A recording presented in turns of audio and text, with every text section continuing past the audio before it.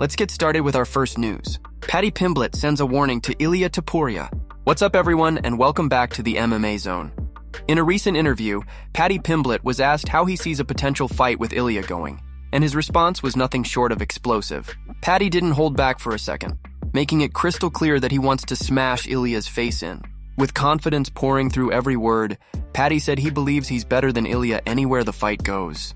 Whether it's standing on the ground or in a scramble, Paddy insisted that he can dominate and finish the fight in every possible position. He went on to say that people have put Ilia on a pedestal, treating him like some unbeatable monster, but Paddy believes all that hype is about to come crashing down. He said fans have been fooled into thinking Ilia is this big, amazing thing, but once they step inside the octagon together, he plans to expose the truth. Paddy wants to bring Ilia crashing back down to earth in a big way. The Liverpool native has never been short on confidence, and this latest statement proves that his energy and belief are still through the roof. He sounded fired up, motivated, and ready to silence anyone who doubts his skill or toughness.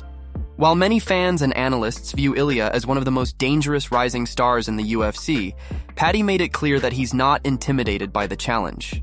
He believes his striking, grappling, and fight IQ are on another level, and that his relentless pressure will eventually break Ilia.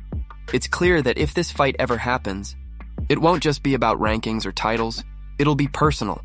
Paddy Pimblett wants to make a statement, and he's promising to do it by completely dismantling Ilia Topuria in front of the world.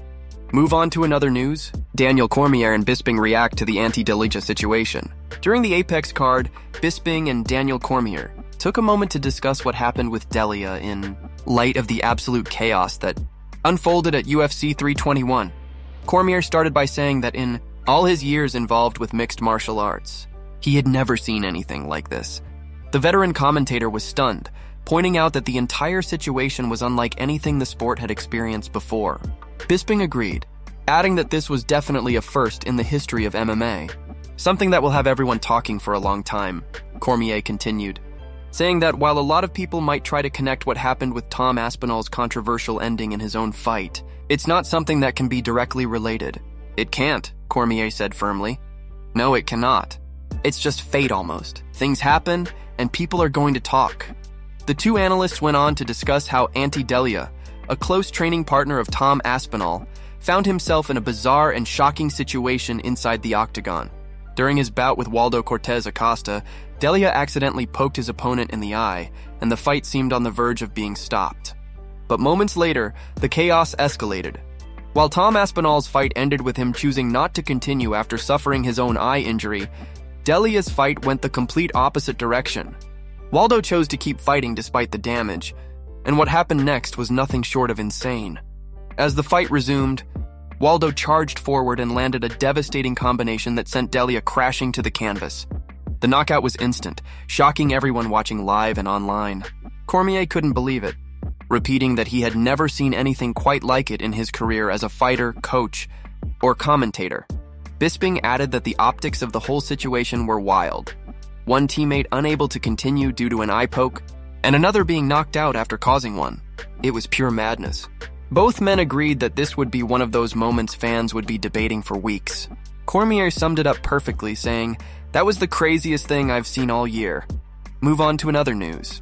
Justin Gaethje still plans on retiring if he doesn't get a title shot next. Recently, Justin's manager, Ali Abdelaziz, spoke about Gaethje's current mindset and his plans moving forward, and what he revealed was pretty serious. According to Ali, if the UFC decides to overlook Gaethje and give a title shot to someone else, especially someone like Paddy Pimblett, then Justin will stick to his word and walk away from the sport for good. Ali made it clear that this isn't just talk or a negotiation tactic. He truly believes that Justin means every single word of it. Ali said, "I'm telling you this just in case he never breaks his word. If he gets jumped by Paddy, he will retire, and he will never fight again in the UFC. I truly believe that."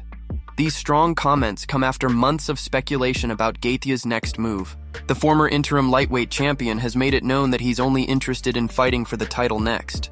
Anything less than that, he feels, would be a step backward in his career. Gaethje has been one of the most exciting and respected fighters on the roster for years, known for his all-out wars and his willingness to face anyone, anytime, anywhere. But now, at this stage of his career, the stakes are higher and the goals are clearer. He's made it clear that his dream has always been to capture the undisputed lightweight title. And if that opportunity doesn't come next, then he has no interest in continuing just to fill fight cards. Ali emphasized that Gaethje's mindset is about legacy, not money. He's done enough, earned enough, and proven himself enough. What he wants now is the chance to finally wear that gold belt without any doubts. And if the UFC chooses to push someone like Paddy ahead of him, it would be, in their words, a total disrespect to everything Justin has accomplished. It's clear that Gaethje's next move depends entirely on what the UFC decides. Whether it's the title shot or retirement, Ali says Justin will stand firm on his decision. He's not bluffing, and he's ready to walk away if he doesn't get what he's earned. Move on to another news. Ali Abdelaziz reveals the severity of Magomed's injury. During a recent interview with Submission Radio, Magomed's manager, Ali Abdelaziz, opened up about just how serious the situation really was heading into the fight. According to Ali, Magomed was far from healthy and had been dealing with a significant rib injury that completely changed the way he trained.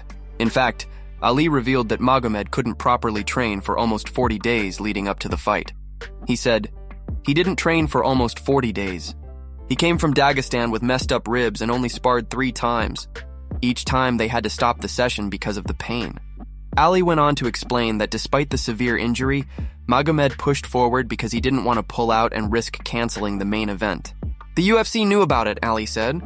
"He was getting injections, cortisone, and even stem cell treatments just to be able to show up. For nearly 6 weeks, Magomed was unable to do any proper wrestling or grappling, 2 of his strongest weapons. Instead, his preparation was limited to light cardio work like running, jumping rope, hitting pads, and doing conditioning drills. He did 0 wrestling, 0 grappling," Ali emphasized. "And still, he showed up to fight. I hope the UFC appreciates what he did for them, because he kept the main event alive."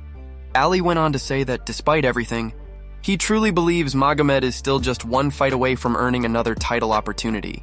He's 1-1 with Alex. Alex did what he had to do and won, but now it's time for Magomed to remind everyone why he's one of the best in the world, he said. Abdelaziz also admitted that he personally begged Magomed not to fight, fearing the injury could get worse. "I was begging him not to fight, but he didn't listen," Ali said. It's clear that Magomed's toughness and loyalty to the promotion pushed him to step into the octagon despite the odds. Even injured, he went out there to compete, proving once again that his warrior mentality is on another level. Move on to another news. Alex Pereira kicks man out of seat. The UFC light heavyweight champion once again showed his playful side as he recreated the classic viral moment when Mike Tyson kicked Dana White out of his seat on a plane. In the video, Alex jokingly walks up to a man sitting comfortably and says, "Hey, come on, move it. I like this seat." The man laughs nervously, and Alex, keeping a straight face, repeats, "I like it better. So nice. I like the seat." The entire clip quickly went viral across social media, with fans loving how Alex managed to perfectly imitate Tyson's tone and expressions while keeping his trademark stoic presence. Many commented that only Pereira could make something so intimidating look so effortlessly funny. It was another reminder that while he's one of the most dangerous fighters on the planet, he's also got a sense of humor that fans can't get enough of. Not long after that light-hearted moment, attention turned to another UFC star, Ilia, for something far more personal. Just a few weeks ago, Ilia and his wife sparked massive breakup rumors when fans noticed that both had removed nearly all photos of each other from their Instagram accounts. For days, speculation ran wild, with fans trying to figure out whether the two had officially split or were simply taking time apart. But today, Ilia posted a few new photos and videos that have many believing he was subtly referencing his wife and their situation. In one of his posts, he shared a powerful written note that read, "My problem was I wanted to take people with me to the top who didn't even want to see me at the top." The quote immediately caught attention, as fans interpreted it as a message about loyalty, betrayal, and the personal struggles that come with success. Some fans expressed support, saying it reflected the emotional toll that fame can bring, while others suggested it was his way of addressing the rumors without saying anything directly. Whether the post was about his relationship or simply about life in the spotlight, it clearly carried deep meaning. Between Alex's hilarious seat-kicking moment and Ilia's emotional message, it's been another day of big headlines and viral moments in the MMA world. Move on to another news. Dana White releases fighter for gambling scandal. The UFC's most recent card at the Apex was supposed to be all about Steve Garcia and David Onama. But instead, it's now being overshadowed by a growing controversy surrounding one of the other fights on the card. Just before featherweights Yadir Delva and Isaac Dulgarian made their walk to the octagon, reports began circulating online about massive and unusual betting activity on Delva. Initially, Dulgarian was the betting favorite at 240, but as the fight neared, those odds shifted dramatically to 160. Moments later, Delva won by first-round submission, and social media exploded with speculation that the fight might have been fixed. A number of MMA reporters and analysts began digging into the situation. Fuffy Sizzin posted that several large bets were placed on Delva to win in the first round, and those bets had been flagged by major sportsbooks. He even pointed out that Delva had at one point trained with James Krause, who was previously suspended for his own involvement in a major gambling scandal. Others noted that the betting line for Delva winning in round 1 dropped from plus 865 to plus 475 within hours, when absolutely massive swing that raised red flags. Harry Mack later claimed that the FBI had notified the UFC about the abnormal betting patterns and gave them hours to pull the fight, but the promotion went ahead anyway.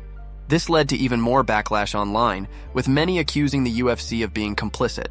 However, Chael Sonnen quickly fired back at those claims, calling them baseless and reminding fans that the UFC has legal and contractual obligations to let fights proceed unless proven otherwise. Meanwhile, UFC fighter Zach Paga weighed in, saying this was one of the most dangerous things that could ever happen to the sport. He warned that if fans and bettors lose trust in the integrity of fights, the entire system could collapse. To make matters worse, an old interview resurfaced where Dulgarian told MMA Junkie Radio that fighters should get a percentage of any winnings from people betting on them, saying, "Don't bet on me unless you're paying me some percentage." After all the uproar, the UFC made its move. Late last night, Ariel Helwani reported that Isaac Dulgarian was officially released from the UFC roster. Sources confirmed that he had just signed a new contract before the fight, meaning this wasn't a standard release. The UFC clearly decided to act fast, signaling they know more about this scandal than what's been made public so far. Move on to another news. Daniel Cormier went off on UFC staff. During a recent episode of Good Guy, Bad Guy with Chael Sonnen, Cormier shared a hilarious yet fiery story about a recent encounter with some UFC staff members that left him absolutely stunned. According to DC, he was at the UFC Performance Institute filming some content when one of the younger social media staffers asked him one of the most disrespectful questions he's ever heard in his career. The question was simple but outrageous. "Hey DC, do you ever wish you were athletic?" Cormier said he was completely shocked by what he heard. "Seriously? That's absolutely ridiculous," he said. "In my prime? Have you seen my career? Come on!" He explained that he couldn't believe someone who worked for the UFC, someone who should know exactly who he is and what he's accomplished, would ask him that. "It was so disrespectful," Cormier said, laughing but clearly still annoyed. "In my prime, I had athleticism to spare. I could pass some of my athletic ability to a few people on the UFC roster." DC went on to defend his athletic background, reminding everyone that he's done it all, from wrestling at the highest level to competing in the Olympics. "I did everything," he said. "Basketball, soccer, I just unlocked the fact that I'm still a pretty good soccer player. I hit baseballs, I went to the Olympics, there's a lot of cool stuff I did." He joked that the staffer's question made him feel like none of his achievements mattered for a moment, but that wasn't all. Cormier revealed that the UFC later released a video of the interaction, and conveniently left out the part where he cussed everyone in the room out.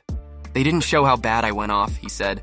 "I told them, 'You're really going to disrespect me like that after everything I've done?'" He even told another funny story about going to the UFC PI without his ID. When security told him he needed identification, he pointed at the wall where his face was printed among the legends of the sport and said, "That's my ID right there." But even then, the staff didn't let him in. Laughing, he said he eventually had to go back home to get his driver's license. Cormier ended the story by calling the whole situation crazy, but classic DC handled it with humor and pride, reminding everyone why he's one of the sport's most respected figures.